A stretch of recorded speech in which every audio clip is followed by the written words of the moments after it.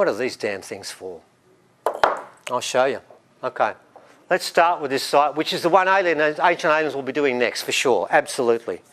This one here, you have a platform down the bottom that goes for about 40 metres that way. And then you have rocks stacked on top of rocks. Now see this piece here. Can you see that sort of spherical piece there? When you go there, that's reset in 10 centimetres there and 10 centimetres there. Then the wall continues like that.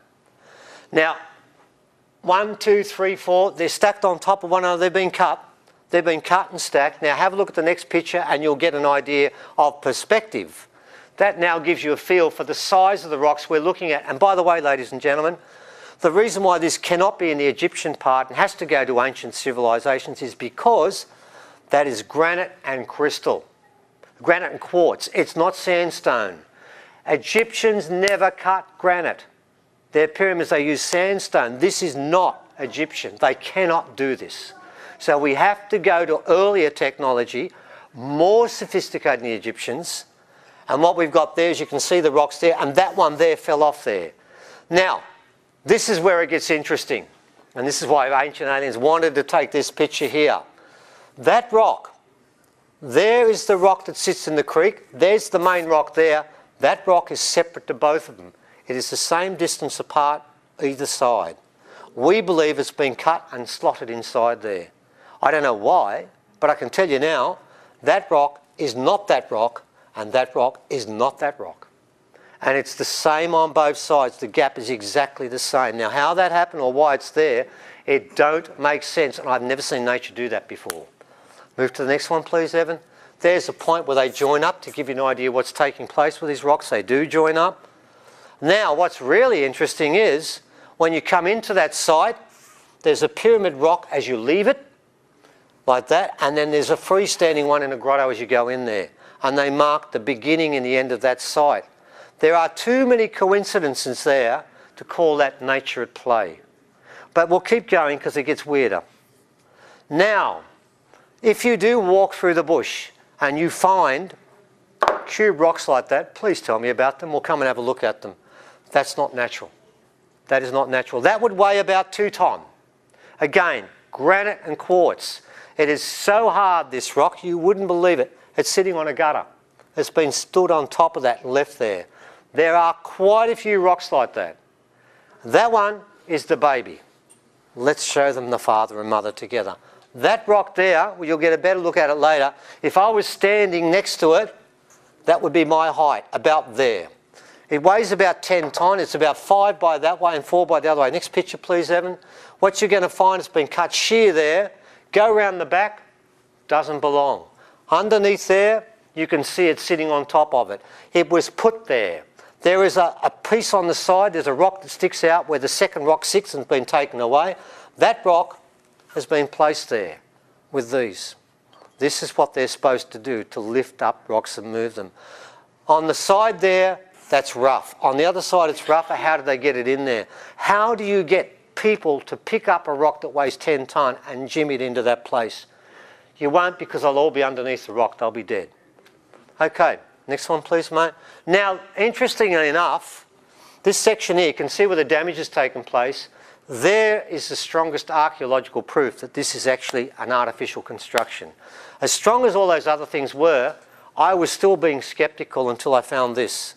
That one for me was the crux, because that rock is bigger than that rock and it's been placed on top, and the same with them. These rocks are smaller, they are bigger. Nature doesn't do that.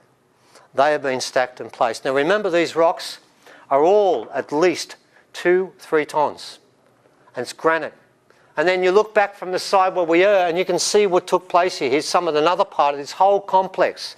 What I'm showing you are 2 different complexes. The shrine was the first one. This is the second one here. And it goes back that 10 to 12 to 15,000 years. We reckon that went down in the last time the civilizations fell, about 15,000 years ago. Now, we're going through this quickly because I do want to get to the rocks at the finish here. That cut there and another rock there, ladies and gentlemen, I've shown this to my geologist friends. There's not one geologist in the country who will tell you that's natural. Someone's been doing this, and it's all in the one place, and it's all on the same creek, and it's a bugger of a place to get to, isn't it, Evan? Oh, it's shocking. Lovely. I really enjoy. We lost a few people on the way. Yeah, 4 out of 6 got injured. One lady knocked herself out and fell because we're walking on a creek bank and every rock was different. And once you put your foot on it, they move. So we had one lady that knocked herself out. She wouldn't go any further. We had another one that sprained her ankle, but she said, my ankle's getting better now because I can't feel it anymore. Another guy, Adam, was bleeding on both his feet because he walks in bare feet, but this ripped his feet apart. His eye made it. Yeah, right. Yeah, I bled all over the place. He was fine. Everyone else in our group was buggered by the end of it. It knocked us all over. But ladies and gentlemen, that's ancient civilization, and it ain't Egyptian. We're going back now. We're going back to the times when the original people were part of this deal. I'm not sure whether that's when they gave it up, but we don't know how old it is, but it's definitely not normal. Notice in the back, another one of those rocks. They're all over the place. These square rocks that have been cut were done for a reason, but we don't know what it is. Because remember, the rocks have a power. We're going to a new place we haven't done before in years.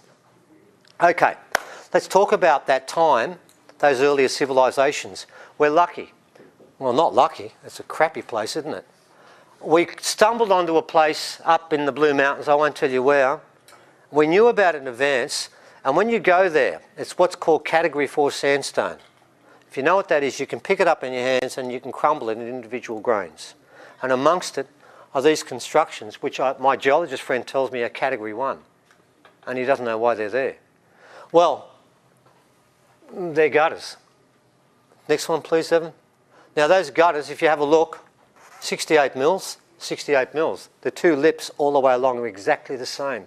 Nature doesn't do that. Nature doesn't make perfect symmetry like that.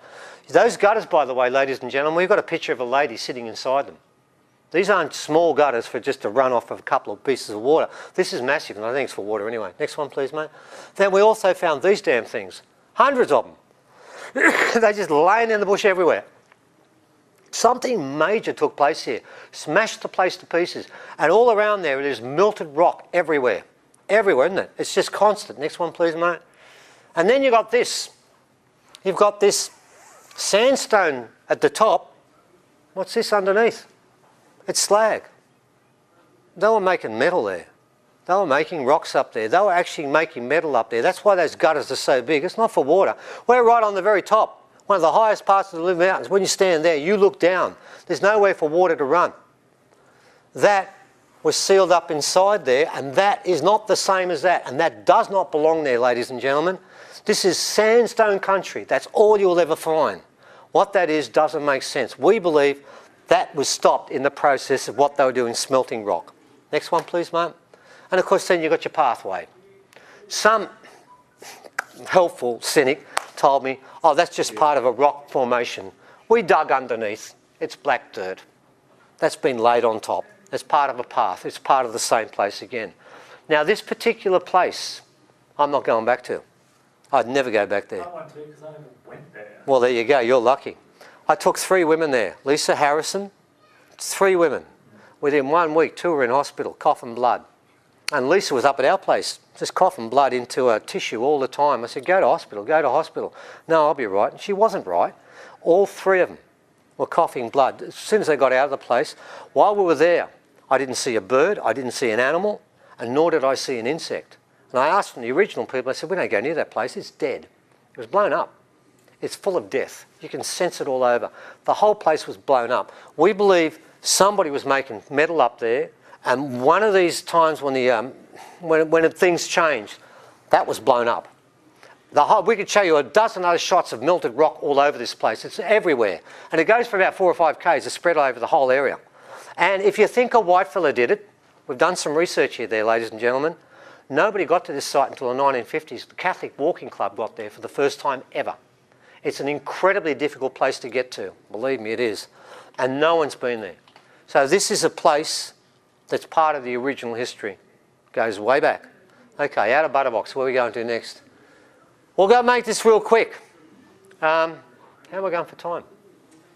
Oh, I just got to try and taste myself a bit. Oh, thank you. It's okay, 5 past, plenty of time. Okay. This one here is called the Cave of the Golden Boomerang. There've probably only been 5 or 6 people, no, I think it's 8 that have ever seen this, and we could never find it again. What it is, a series of figures, 1, 2, 3, 4, a bit like the Sistine Chapel. They stole it off them.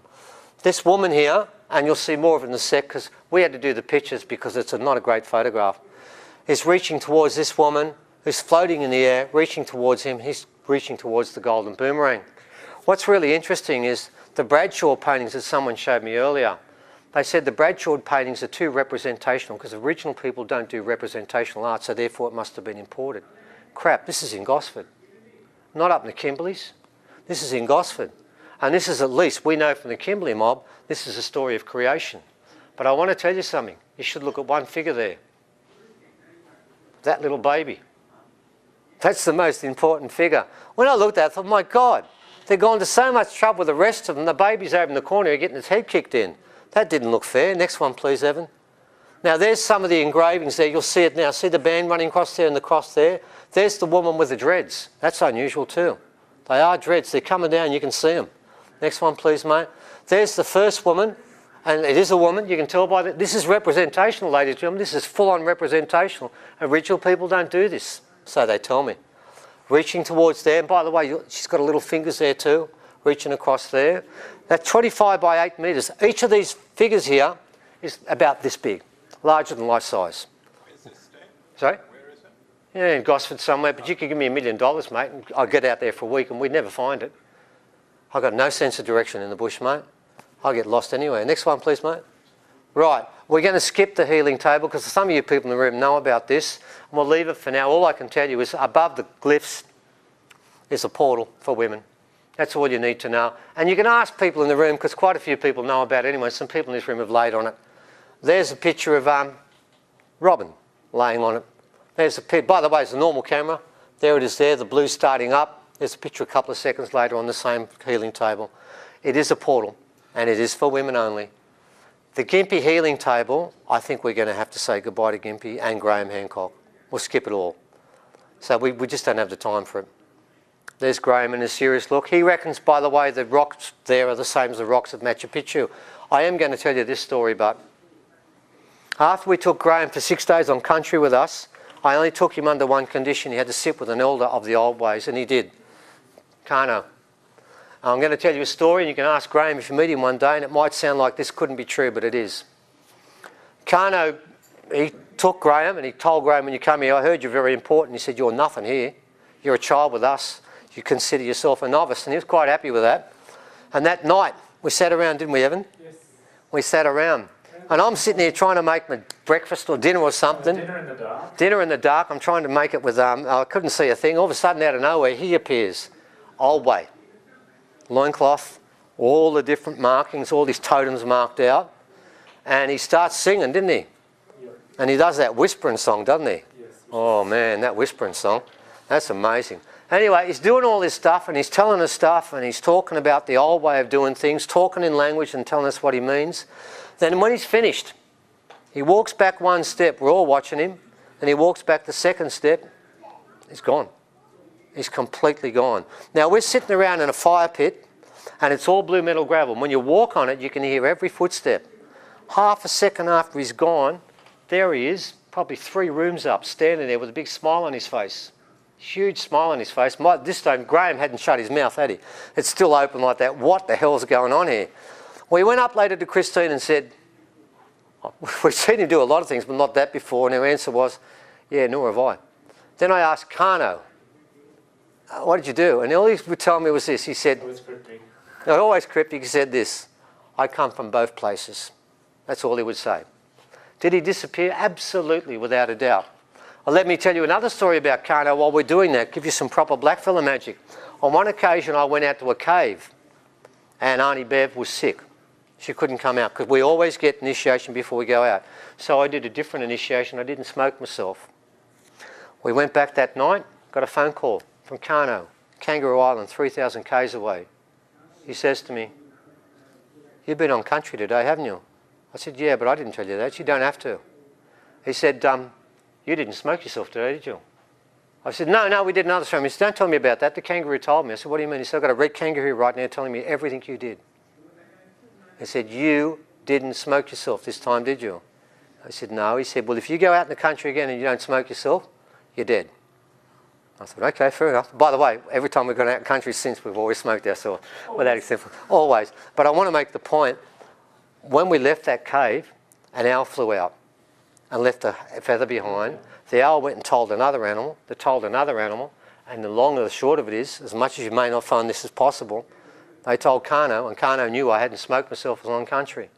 Now that is the old way of doing things, and that's the way we should be chasing up again. Anyway, let's move on, go past that. Right, we've got a little bit of time for this, but not much. Okay, let's move through this quick. Let's just do a couple of them. Right, this is probably the most important one, and I'm going to stick with this. Look, as you know, we've got about 250 rocks at the moment. I brought about 50 at the moment. I can't bring them all because there's just too many. I can tell you these rocks are considered incredibly sacred. Some of these rocks are part of what's called the Star Rocks collection.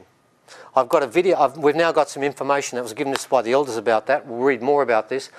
I'm going to tell you about this rock alone, and we'll leave it at this one and we'll go on to some other stuff. First of all, it's been cut. Every line on this has been cut. You've got to understand it's been cut. It has not been chiselled. Secondly, you've got to look at the fact that when you go to the next one, please, see that thing there? Can you go back one, please, mate? That thing there, that's an infill. Someone has actually put things in there and stuck it in. This is over 10,000 years old. Superglue can't do that today. There's an infill there, and there's one at the back there. The geologist picked that up, not me. He said that's been stuck in there, and it's been sitting in there for 10,000 years. So that's an infill. There's so much technology on this rock that it's really hard to keep up with. Next one, please, mate. Next thing is, see the angles. We've got Dr. Derek Cunningham working on the angles in other parts of the world, and we're going to show you something quite amazing about this in a sec, where we're finding the angles are being shared. There are certain angles that are shared around the world because there's a common language, the first language. We all spoke the same language. You know that story about the Tower of Babel? There's something in that. Next one, please, mate. Now you've got a connecting side with this marked rock. All of the rectangular rocks, we've got 5 rocks like this, rectangular rocks.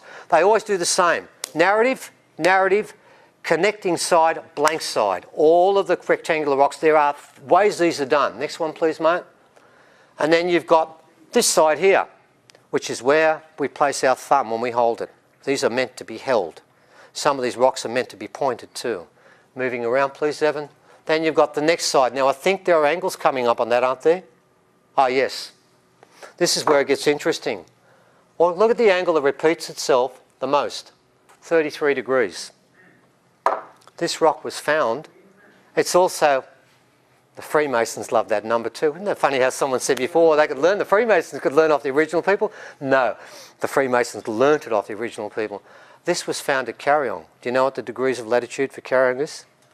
33. Coincidence again, of course. Many coincidences here. Oh, look at this. Here's 2 other rocks. This is a Calgary rock. It has 21 markings there. 19 are on this rock. 19 are exactly the same. Next one, please, Evan. Let's go to Bosnia. I'm sure you guys have heard of that. You've probably heard of Dr. Samir. We've been in contact with Dr. Samir, and he contacted us about this rock. It's gone around the world. He said, we got a rock. Show them their rock, Evan. That one there. It's marked too, and it's got lines. Why don't we measure the angles? So off we went, sent it off to Dr. Derek, and lo and behold, he did up the angles. He got 15. Do you know how many are on this rock? 15. 15 to 15. That's a 100% match between the angles on there, and I'm talking about angles like 6.511 degrees. I got that here. What are the chances that there are 15 angles here, and there are 15 angles at Bosnia, and I got 19 out of 21 in Calgary? This is a global language.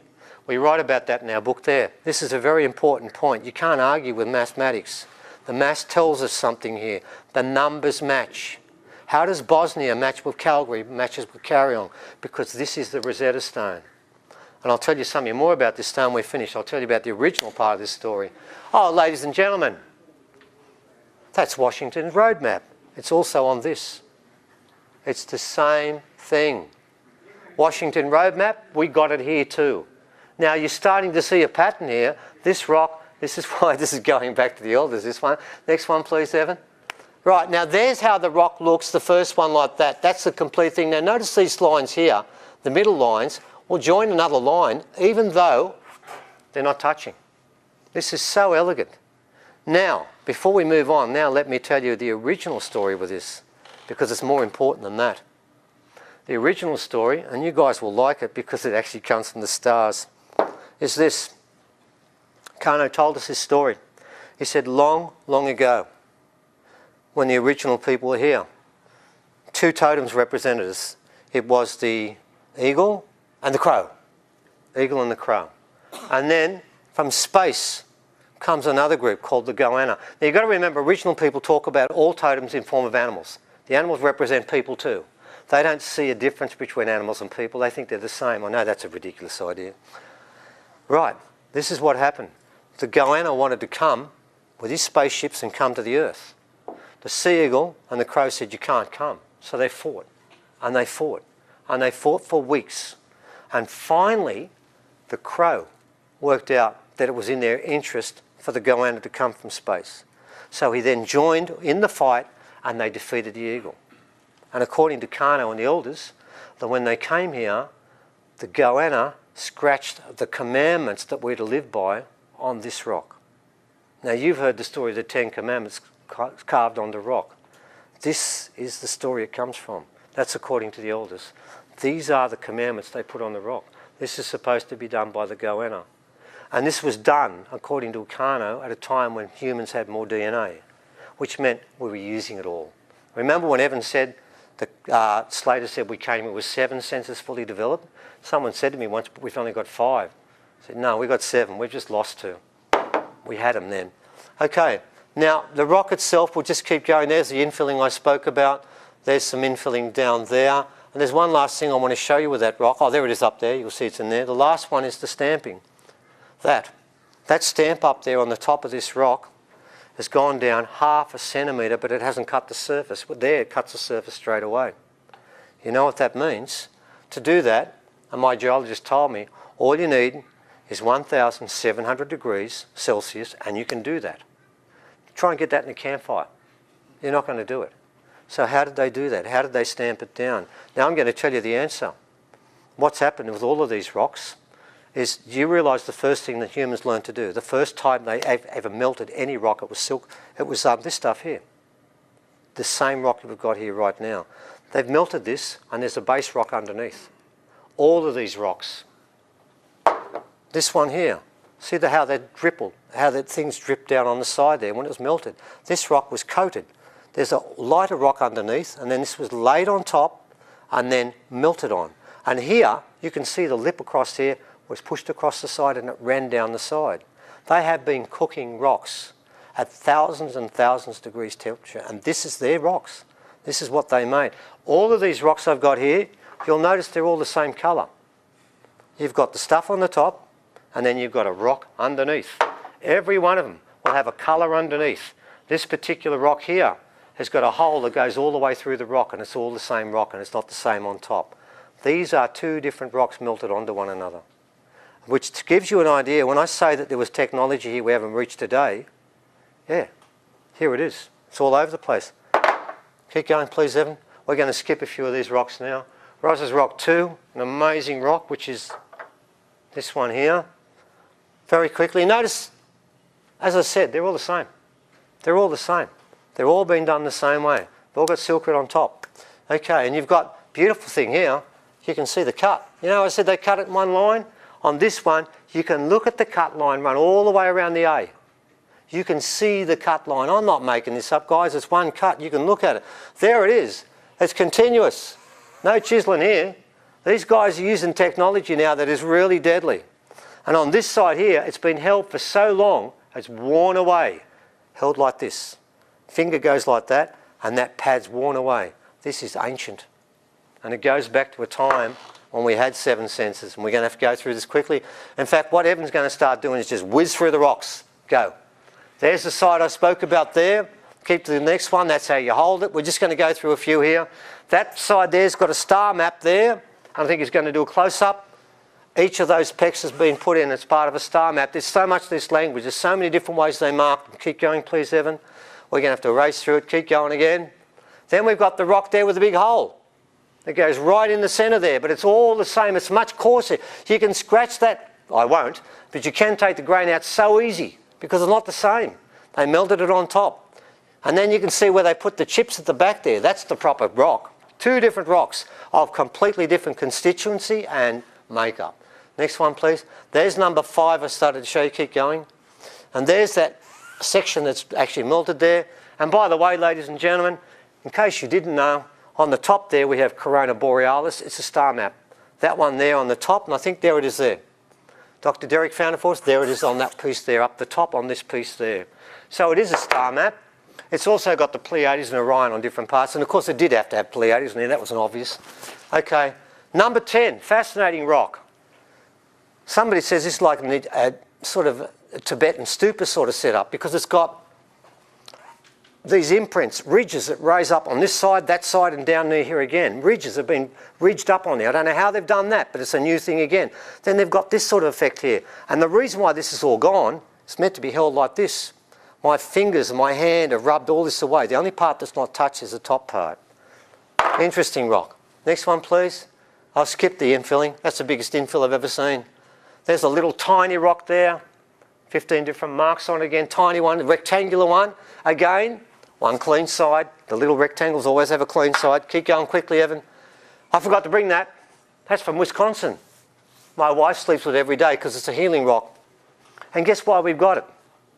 Same chert on top. And then it's got 7 layers of rock underneath. And look, you've got a different colour underneath like all the others. It's the same technique. We're working on another rock right now in America. Same as these again. And we'll have that up soon. Skip Dr. Gemma's Mark rock, and we'll skip that one too, Evan. Where's the little... Oh yeah, there's an interesting rock we found. There's Mount Chincogan, and that's the rock we found. It's the same shape. We know it's Chincogan. And and interesting, when you do that one, it looks like a map of Australia. When you put all the sides together, it looks like an old map of Australia. That one's interesting. Tiny little ferret. This one here. But that's a nice piece of work here. That's just been cut into one side. You need fine tools. The toolkit that these people have is massive. Okay, next one please, Evan. Yeah, we haven't done that one. Keep going. You'll see that they're different all the time. That one there is by Uncle Marbach, isn't it? That one has actually got, that's what it looks like when you get it. It's a star map. It's a grid map. Now, Uncle Marbach chose that rock. Until he died, he kept that rock with him. He said that was part of the Star Rocks collection. Most of these rocks are star rocks. That's what they're called. Some of these aren't. They come from different parts. But the great majority, they've been looking for this collection for 50 years. It was all in private owners. That's why they couldn't find it. Next one, please. Oh, that's just pictures of rocks. Keep going. Some nice pictures by Smith. Oh, right. Okay, they'll like this. Right. Now, I haven't got quite to the alien story, but I will now. Okay, now we are complete. This is where we get into trouble. Big time. We get smashed for this because we're going to tell this story regardless. Okay. I believe those Star Rocks collection is made by the Pleiadians, but people could convince me it could be made by people. I'm going to wear that. It's possible. Now we cannot go to people anymore. This stuff is either made by people that relates to aliens or was made by them. The first one I think was made by the aliens. That's this one. That particular statue was found in Papua New Guinea at Mount Hagen. We know the lady who went and did it. They went with a mother who went and worked in Papua New Guinea, and unlike all the other ladies who had PIMS at 5 o'clock, she went and walked out in the villages and learned pidgin English and started to talk to the people from Papua New Guinea. She did that for a couple of years and they won their trust. They said, go up to Mount Hagen, there's something up there. So we met the son who was 10 at the time and Tracy was 5. They still remember it. And they came out, their hands were shaking when they brought this out. They said, this is not ours. It comes from a time long before True. I'll get to that. Do it now. See that? See that hole there? That goes in that far and is a perfect cut. It drills into the neck. It's a clue for me. Now, Papua New Guinea. Let me tell you about the people in Papua New Guinea. Wide noses, wide features. This is so non-Papua New Guinean. This is something else again. They do not have the elongated head like that. But the beauty of this is, the most important part of this story was, that wasn't all she showed us. There was more. Not only that, she showed us this. Okay, the bird of paradise, 3.6 kilos. It's been scratched and cut. Yeah, fine, that's technology. That's okay. Next one's better. That. Have a look at that thing there, the 6-sided thing. It's got a flange sort of thing that comes in and goes out like that. Now have a look at what we found from the pre-Incan side. Same thing. What's the coincidence here? How come there's one in Papua New Guinea? They're not supposed to have got to Australia or backwards and forwards, but there it is. That with the flanging and the other one are identical. So from Papua New Guinea, the elders said these statues come from a time long before True. Long before True. Which means what they're saying is, it's not ours. It comes from before us. Now that was basalt. Papua New Guinea, Australia, stick, bone, stone. How do I cut basalt to do that? I can't. I can't do it. I cannot do it. And because it looks so much like an alien, where either aliens have done it or someone has done a representation of them. And the elders made it quite clear. This stuff is very ancient. Next one, please, mate. Oh, God, yeah. Hmm? Do we have time? You said half an hour before you want to do the rocks. 5 minutes. Oh, geez. Well, goodbye, Crystal Rocks. We're going to have to skip. Crystal Skull, goodbye.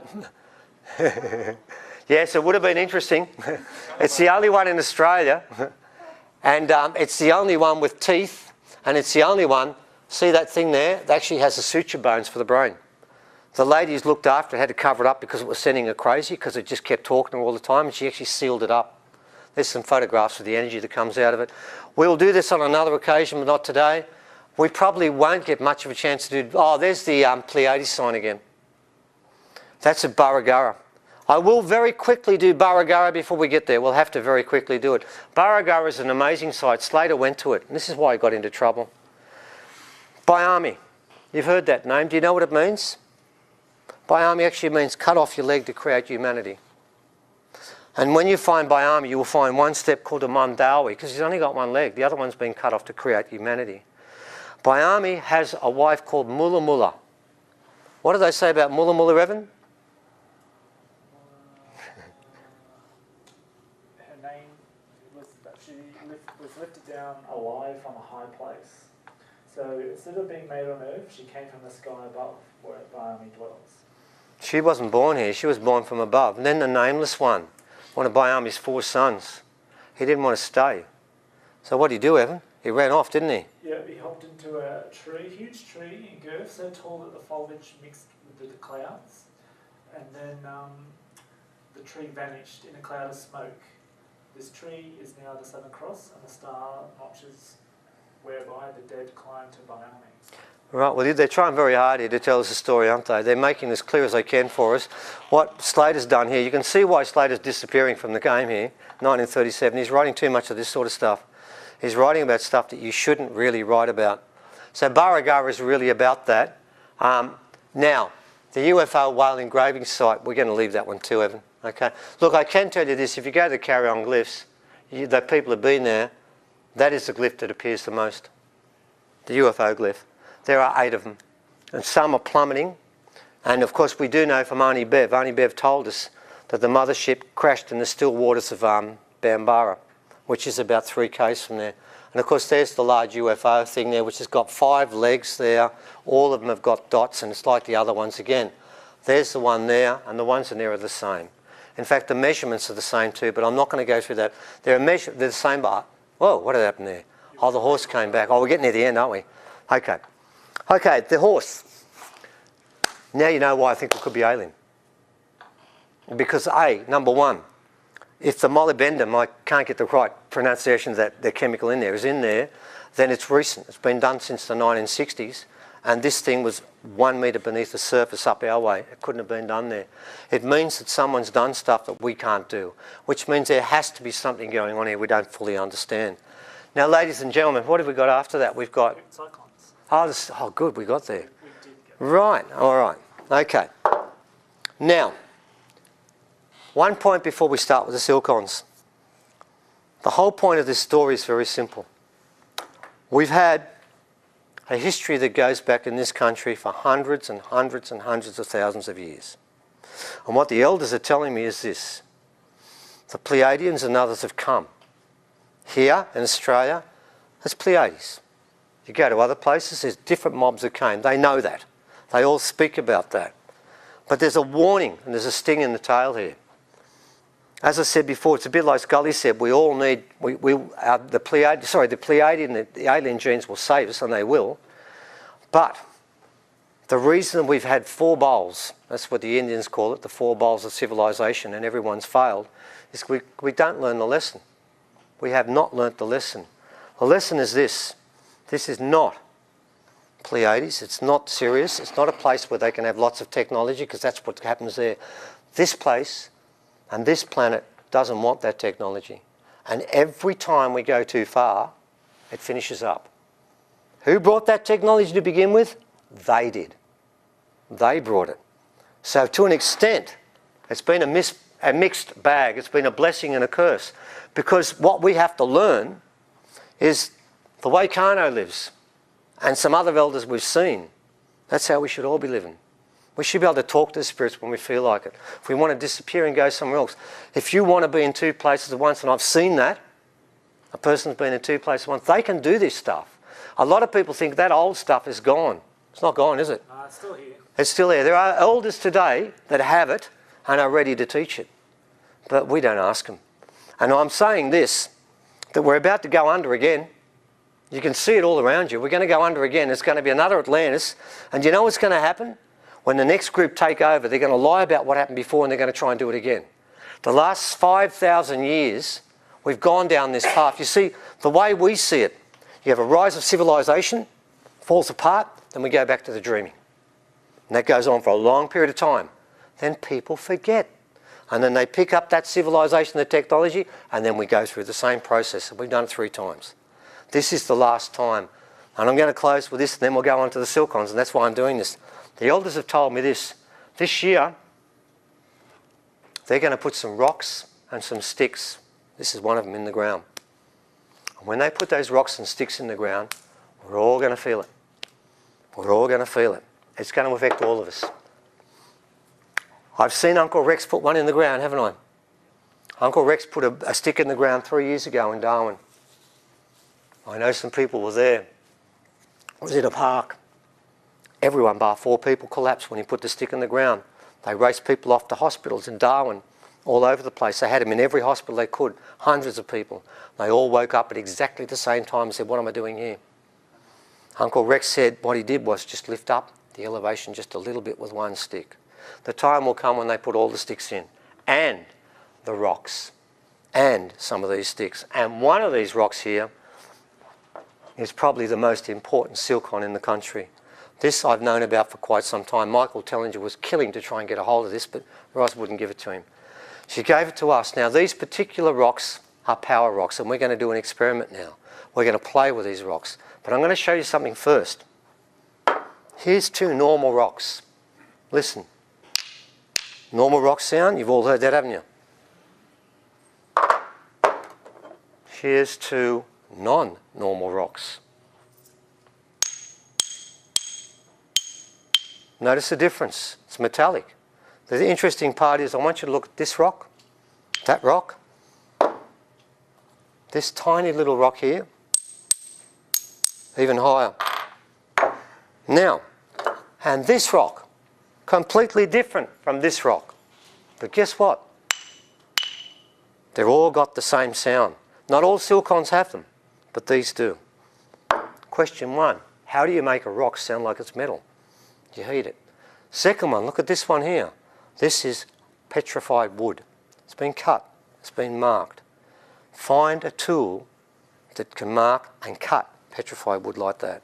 And don't forget it's original. It's called an archaic silkon of petrified wood.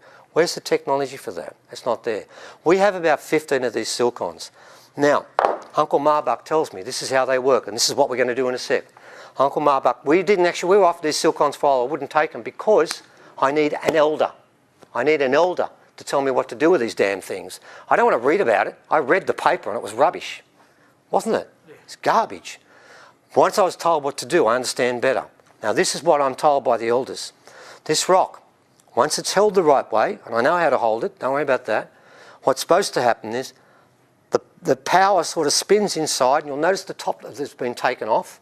It comes out through there in a straight ray. It doesn't spin out like a wave, it goes straight. And that's what we're going to try and do. And that's what silcons do. Now, if I knew the songs and the notes on the yidaki, which is a didgeridoo, then I could probably pick the rocks up. But I don't know them. I haven't been given that. But what we can do is we're going to try a few things now to see if these things have got a power that we can actually measure. And as I said before, this will make part of our actual article. So, I know I've got a couple of people in this room. I know I've got the gentleman that's come all the way from England. Well, not quite from England at this day, but indirectly. And I've also got Richard here. And I'm going to ask other people if you've got a dowsing rod of some sort. We're now going to try some experiments with it. We're going to start with some simple ones, and then we'll build up from there. So, I've got 2 sets of rocks here. I've never brought this out before because it's so damn sacred, and I'm asking everyone by me not to touch this rock.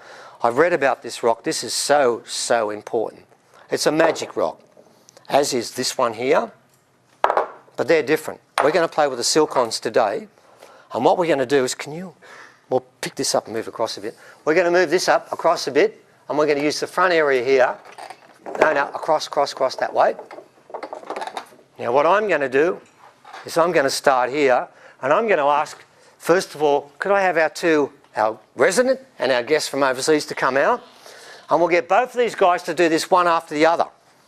Now what I'm going to do is I'm going to take... Yeah, go on. Yeah. I'm going to take 2 silcons here. I've got 4 to play with, and we'll see what powers they've got. So... Steve, just put them down on the table by themselves. Yep, we're going to start with this. What we do first up is I'm going to ask both these gentlemen to just put their rods, to the side so we can see. Yeah. Look, get a standing position. Who was dowsed in this room? Put your hand up if you've done any dowsing before. Sorry? Anyone done dowsing before? Done any dowsing before? We've got another. If you want to have a go, it's up to you, but what we'll do first, this is called your litmus test. What we'll start to begin with is I'm just going to ask these gentlemen to run their rods, over these things, untouched by people, just resting. And we'll see what happens. With me, when I use my rods, that is the search mode, and I'm going to ask for energy.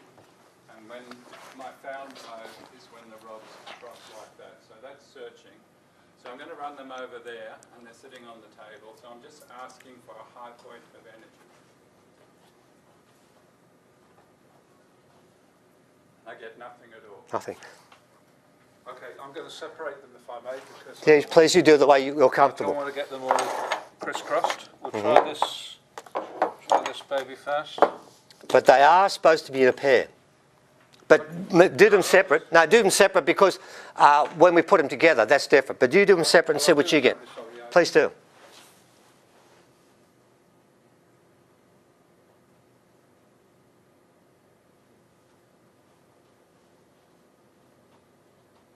Oh, that's interesting.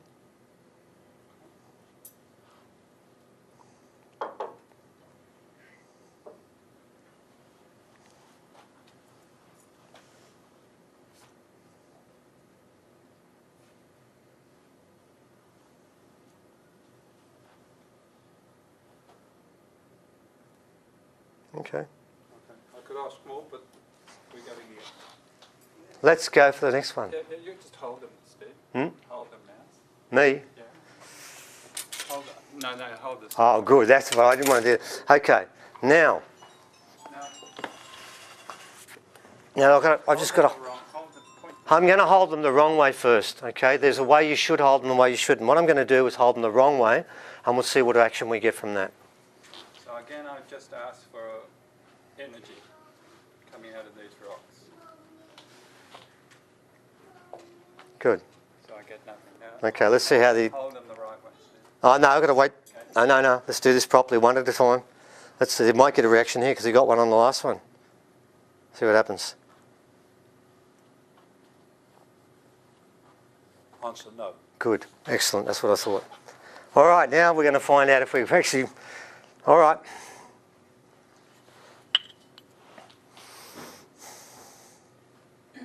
Hold them up. So again, They have to be held up. just asking for a high point of energy. Mm-hmm.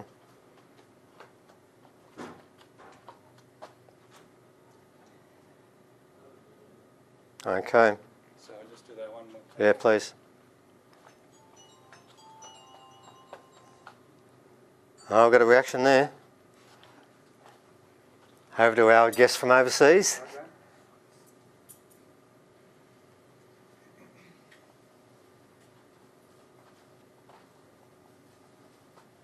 Shit. And each time they cross smack dab over the rocks, not coming up or going below. Okay. So if I test that and I step back, you see the crossover, it stays, and if I come towards you, it stays. Let's risk it now. Let's get you guys back a long way. Let's try from a distance there. My pendulum? Please come on up and put it on there. That's the whole point of this. No idea what will happen. Well, let's just find out what happens. So let's see. Well, to me that's clockwise. It's positive. Positive. Right. Excellent. Thank you. All right. Gentlemen, now I'm going to point it at a point here. I'm going to try and aim for that camera there. Do it two ways. Do it with the rocks close together, first of all, like that. Yep. So again, I'm just going to ask for, put them down a little more parallel. I can't. I've got to keep them up slightly. Again, I'm just going to ask for a energy. Okay, so I won't even look where you are. Shit.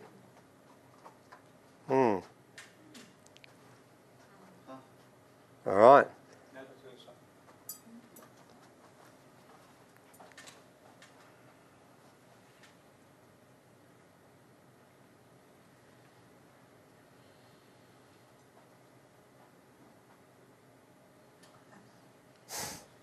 Give it a try. Like I said, ladies and gentlemen, it doesn't wave out. It just goes in a straight line.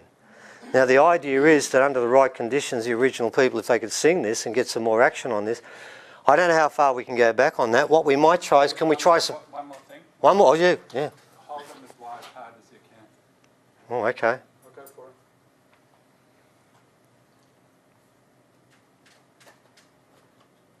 Oh, yeah. Okay.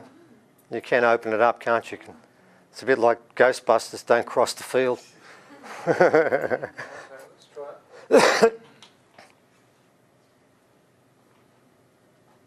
Keep walking. So I've got that rock in your right hand.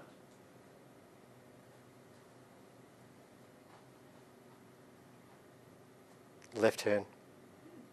Oh, I've got it in the left hand. Yeah. Okay. Just one more time, Steve. Try it like that. This way. Yeah. I just want to see if it's... No, I've never held it this way I before. want to do it this way. No, but I've never done this. So I'll get down here.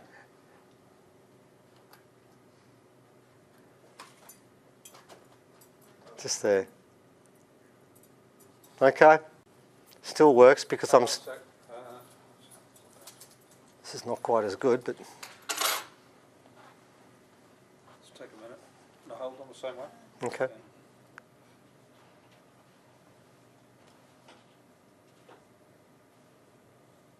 It'll take a while.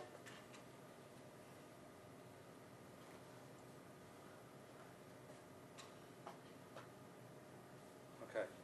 So stay where you are, and I'm going to come up in the search position and see if we get a yes as we go past.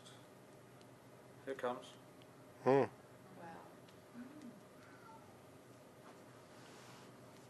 And back to search. So I'm getting Okay. stuff all the way through. Hmm. It goes right down the end of the room. We'll go out the next room and point. Go for it.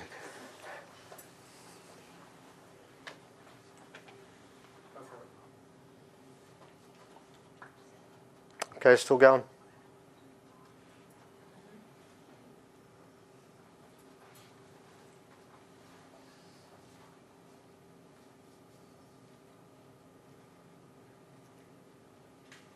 Shit. Wow. Right hand, hold on. The other one. Left hand. One more thing, so which I was just thinking of. Try cross, yeah. Cross the beam. We learnt that from the show before. We could cross the beam then, see what happens. No, do it like that. Yeah, that, yeah. Okay.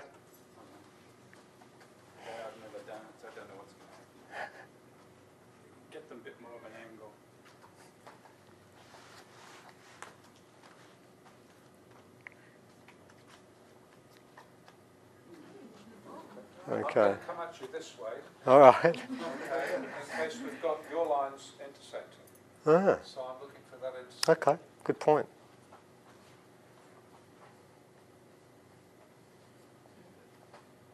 Yeah, that'd be about the point of intersection too, wouldn't it? Yeah, looks like Yeah. Yeah, there you go. All right, ladies and gentlemen. Something's happening there, isn't it?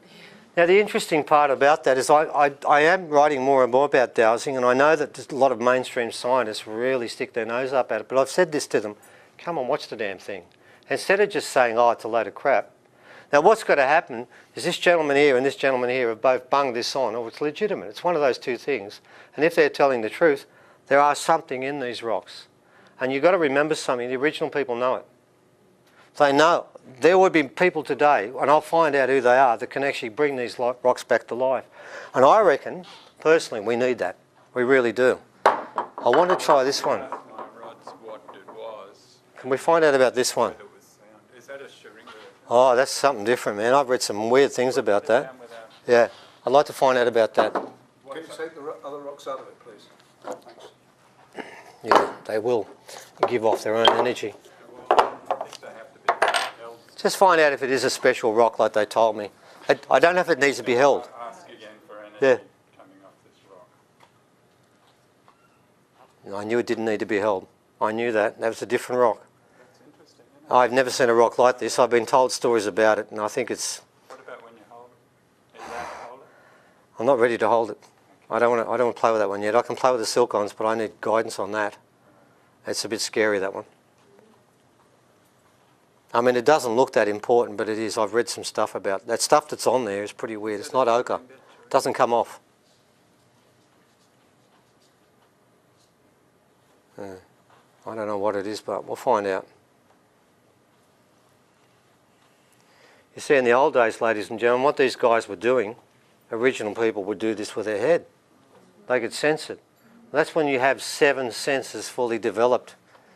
What these rods are doing are tapping in. Oh, look at that. You can't even... Okay, so I'm asking, was this rock created on this planet? No. That's what I thought. That's why I spelled it. Ask that, see what you get. That's what I thought. I read the story about this rock, and it's like no other story. It looks weird. No. I wouldn't want to swear on that, but that's the first off. I'd want to come back another time, ask keep again, doing. ask more. Yeah. But that's the first off. Well, with me, this is my yes answer when I ask a question, and that's my no answer. So I'm asking. Oh, so in case you're confused, this is my yes. So I'm asking if this rock comes from this planet. Does that rock come from this planet? That's no. Okay. I thought so. That's why I wanted to finish with that one. I think that rock, as insignificant as it may well be, it's the first time I've actually shown this, and I don't show it too often. I pick and choose the audience. This may seem to be quite unimportant, but the stuff I've read about this rock, we've got the silk-ons, which are, without a doubt, they're movement rocks, and then we have this thing. No, I don't want to hold it for too long for very good reasons, but I knew that was important. So, ladies and gentlemen. And Steve, also, these rocks too, they have power Oh, yeah. when they're held as well. Yeah. I'll just do a quick demonstration. I'll always take number 2 out.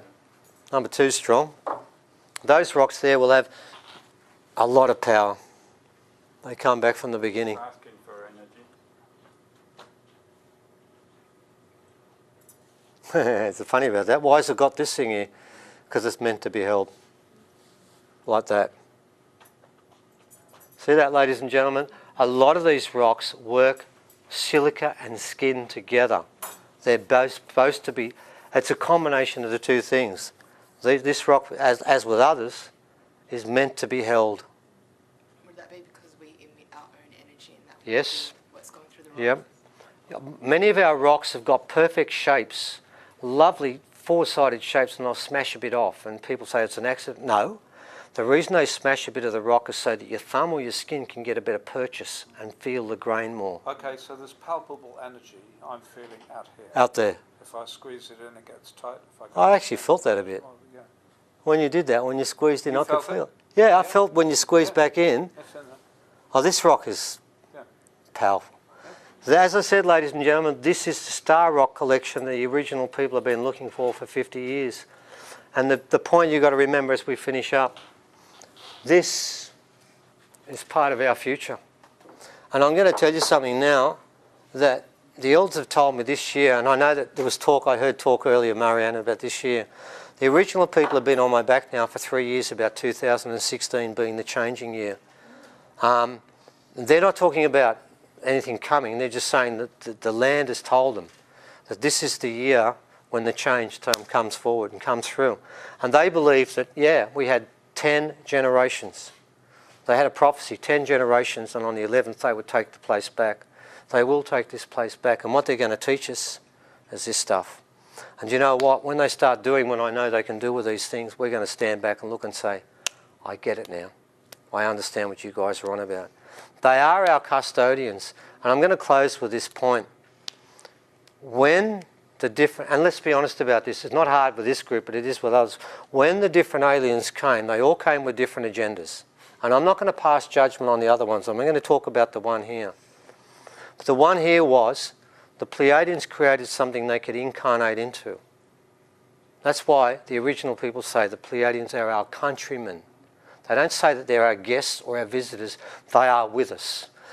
Uncle Jerry, when he hung up, he always finished by saying before he passed on, don't forget, my grandmother told me the Pleiadians are our ancestors. Never forget it. I said, I won't forget that, Jerry. And he reminded me that every time. They left some gifts in here. These rocks are their calling cards. What we need to do is find out what these rocks have got to say. And when we do, we might find out what we're supposed to do next. I don't know. I probably will never work out, nor will ever work out exactly what it says. But I can tell you, this certainly is a gift from the gods. And the gods are, remind you of this, they are sky heroes. Now, I can tell you now, the sky heroes believe in a creation god too.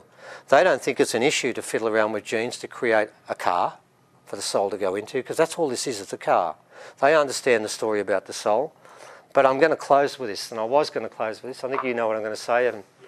I'm going to finish by telling what Uncle Marbach said. I think it's very important for you guys more than any other group. That's why we're going to finish this way.